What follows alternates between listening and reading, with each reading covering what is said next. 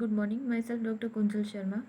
Today we are going to start our new topic, that is lead or the sisa poisoning, which is a full question and very important question for an examination. Now lead. It is a heavy steel grey metallic element which occurs naturally in small amount in the earth's crust.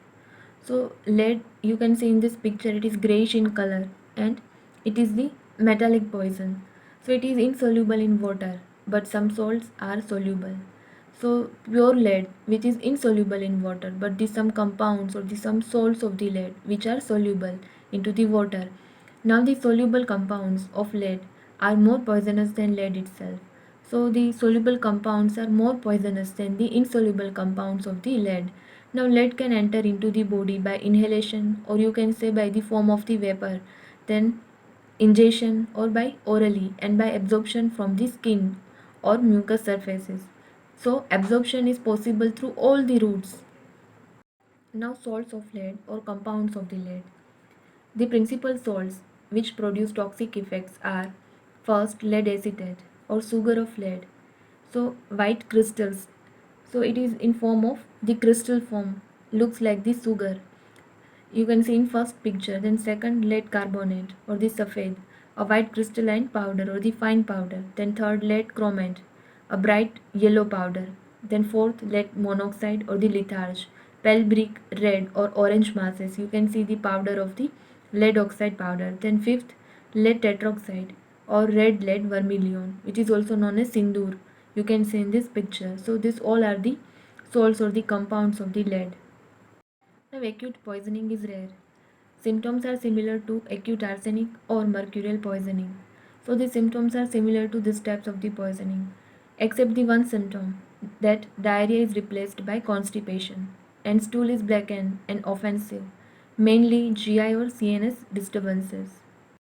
Now signs and symptoms of acute lead poisoning. Test, it is metallic astringent in taste.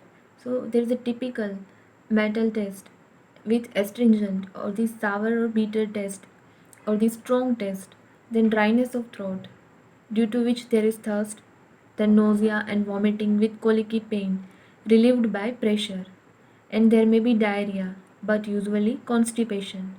Stool offensive and black due to formation of lead sulfide, then urine suppressed. In prolonged cases, there may be symptoms of cramps in the legs, and there is arthralgia, pain into the joints with headache, then drowsiness and paralysis of limbs. Finally, there is collapse precedes death.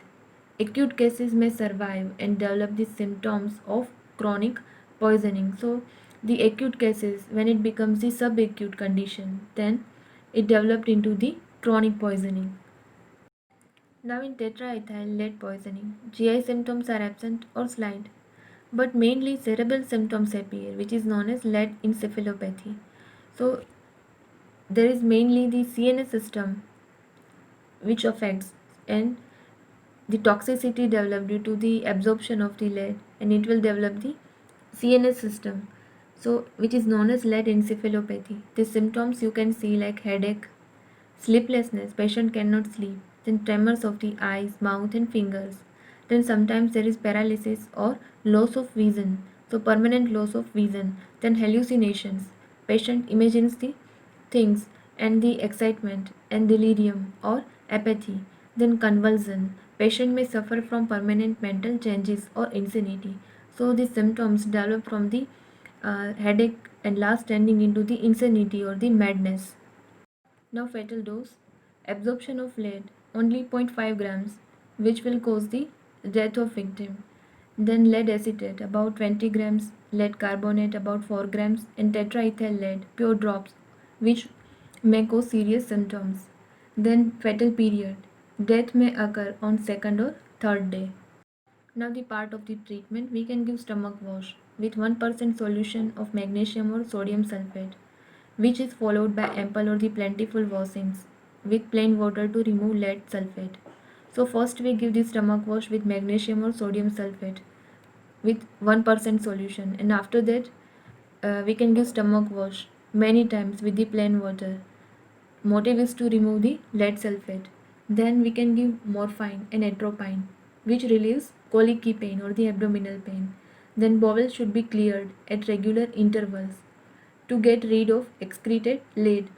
So, bowel should be evacuated. Then EDTA and penicillamine are useful antidotes in case of acute lead poisoning. Peritoneal or hemodialysis may be necessary.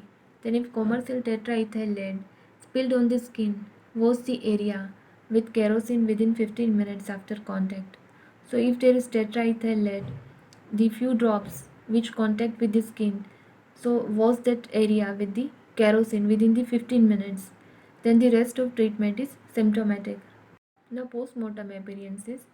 Chiefly there is gastroenteritis because the lead which affects the central nervous system and GI system, and gastric mucosa congested, eroded patches, and large intestine there is black colored stool. So here we are completing acute lead poisoning. Chronic lead poisoning we will see in our next lecture. Thank you.